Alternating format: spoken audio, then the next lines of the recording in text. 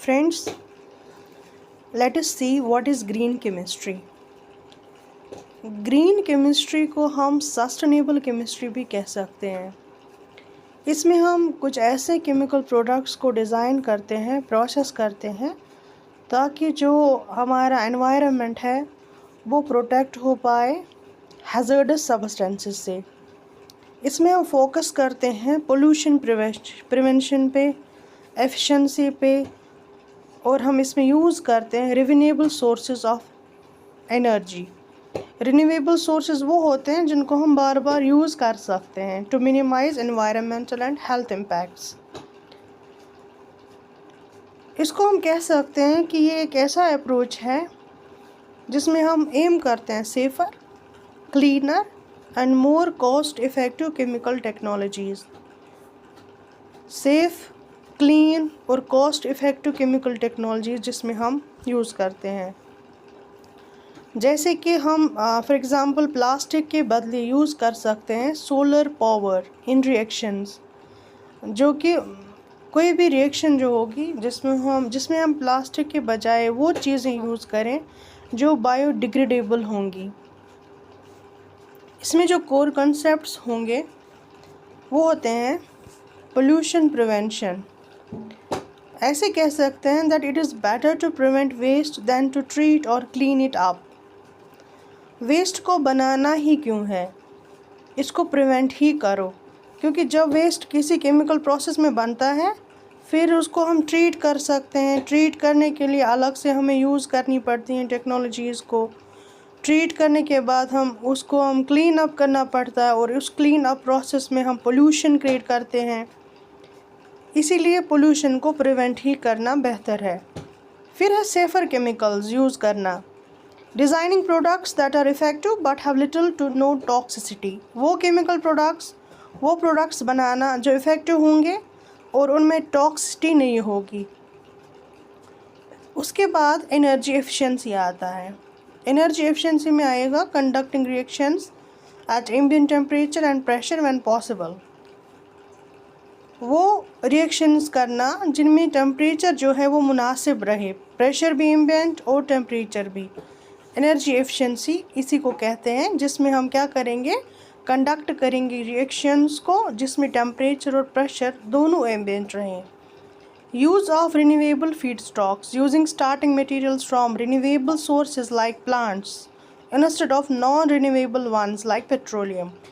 जहाँ पे हमें non renewable sources of energy use करने पड़े, कि जैसे कि पेट्रोलियम है जो कि एग्जॉस्टेबल है, जब हम इसको कंटिन्यूसली यूज़ करेंगे तो एक वक्त आएगा जब ये गायब भी हो जाएगा, ख़त्म हो जाएगा।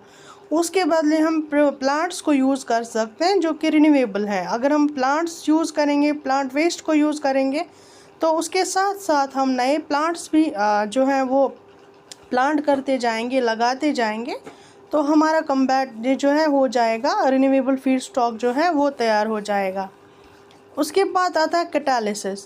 कैटालिस्ट्स जो होते हैं, आपको पता है कैटालिस्ट क्या करते हैं, वो रिएक्शन में हिस्सा लेते तो नहीं हैं लेकिन स्पीड अप करते हैं रिएक्शन को। कोई भी रिएक्शन होगी, रिड्यूसिंग एनर्जी एंड वेस्ट, वो कैटालिस्ट्स यूज़ करेंगे जो स्पीड अप तो करेंगे रिएक्शंस को, लेकिन खुद वो कोई भी वेस्ट या पोल्यूशन क्रिएट नहीं करेंगे और एनर्जी को भी क्या करेंगे, रिड्यूस करेंगे। तो यहाँ पे हम एनर्जी जो है वो ज़ाया नहीं करेंगे और वेस्ट भी प्रोड्यूस नहीं होगा। ऐसे कैटालिस्ट्स यूज़ करने हैं। अब इसमें 12 आते हैं प्रिंसिपल्स। ग्रीन केमिस्ट्री के 12 प्रिंसिपल्स आते हैं। 12 प्रिंसिपल्स ऑफ ग्रीन केमिस्ट्री है। जैसे फर्स्ट हमारा आता है वेस्ट प्रिवेंशन।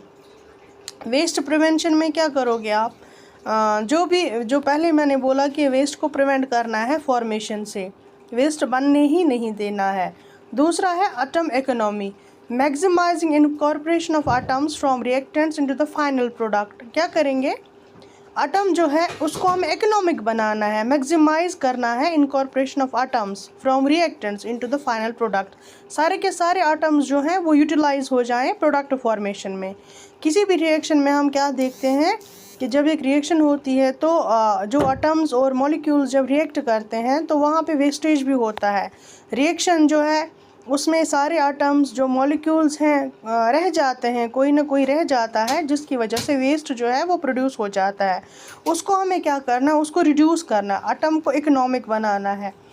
तो तीसरा आता है इसमें less hazardous chemical synthesis. Chemical synthesis करनी है, लेकिन वो केमिकल सिंथेसिस जिसमें हैजर्ड्स कम होंगे। Fourth one is designing safer chemicals. वो केमिकल्स बनाना जो सेफ़ होंगे टू हैंडल। सेफ़ मीन्स कि उससे हमें कोई नुकसान, जब हम हैंडल करेंगे उन चीज़ों को कोई नुकसान नहीं होगा। Fifth one is safer solvents and auxiliaries. जैसे हम सॉल्वेंट्स यूज़ करते हैं, फॉर एग्जांपल वाटर हमारा सेफ़र सॉल्वेंट है, वो सॉल्वेंट यूज़ करना जो सॉल्वेंट जो है वो सेफ़ होगा। फॉर एग्ज़ाम्पल अगर हमें कहीं पे एसिड जो है वो एज अ सॉल्वेंट यूज़ करना है तो एसिड माइल्ड होना चाहिए। फॉर एग्ज़ाम्पल अगर हम एसिड देखेंगे तो sulphuric acid is the strongest acid. अगर हम उसको एज अ सॉल्वेंट यूज़ करेंगे तो दैट रिएक्शन जो है वो ज़्यादा हैज़र्डस होगी, उसमें इल इफ़ेक्ट ज़्यादा आएंगे, नुकसानदेह है वो। तो यूजिंग वाटर और सुपर क्रिटिकल कार्बन डाइऑक्साइड जो होता है उसको हम यूज़ कर सकते हैं, वो हैज़र्डस या वोलेटाइल ऑर्गेनिक सॉल्वेंट्स के बजाय उनके रिप्लेसमेंट में हम वाटर और CO2 जो है उसको भी यूज़ कर सकते हैं एज सॉल्वेंट। फिर है डिज़ाइन फॉर एनर्जी एफिशिएंसी। ये जो रिएक्शन है एनर्जी एफिशिएंट होनी चाहिए। Use of renewable feed stock से भी बोला मैंने, रिड्यूस डेरिवेटिव्स भी कम करने हैं, अगर डेरिवेटिव्स निकलेंगे तो कम निकलने चाहिए। कैटालिसिस जो है कैटलिस्ट, ये भी बोला मैंने कि उसमें वेस्ट प्रोडक्शन नहीं होना चाहिए। Design for degradation, products should break down harmlessly. जो ये बाय प्रोडक्ट्स भी बनेगा, कभी पे किसी भी में वेस्ट प्रोडक्ट बनेगा तो वो वैसा वेस्ट प्रोडक्ट होना चाहिए जो बायोडिग्रेडेबल हो, जो डिग्रेड हो जाए इजीली, एनवायरनमेंट में ना रहे, कोई किसी भी किस्म का पोल्यूशन क्रिएट ना कर सके। Real time analysis for pollution prevention, तो पोल्यूशन प्रिवेंशन के लिए हमें रियल टाइम एनालिसिस भी करनी पड़ेगी। ग्रीन केमिस्ट्री के लिए inherently safer chemistry for accident prevention, तो केमिस्ट्री भी सेफ़र रहनी चाहिए ताकि कोई भी एक्सीडेंट जो है लैब्स में प्रैक्टिकल के दौरान, किसी भी सिंथेसिस के दौरान कोई भी ऐसा एक्सीडेंट ना हो जिसकी वजह से इंसान की ज़िंदगी को ख़तरा हो। एग्ज़ाम्पल्स हैं जैसे हम बना सकते हैं बायोडिग्रेडेबल प्लास्टिक्स, वो प्लास्टिक्स जो ब्रेक डाउन हो जाते हैं, अनलाइक दीज अदर प्लास्टिक जो कि डिग्रेड नहीं हो पाते, जैसे पेट्रोलियम बेस्ड होते हैं वगैरह। ग्रीनर सॉल्वेंट्स बना सकते हैं, replacing toxic solvents like benzene है, सल्फ्यूरिक एसिड है, डाइक्लोरोमीथेन जो है, इसके बजाय हम सेफ़र सॉल्वेंट्स यूज़ करेंगे। Hydrogen production, switching from the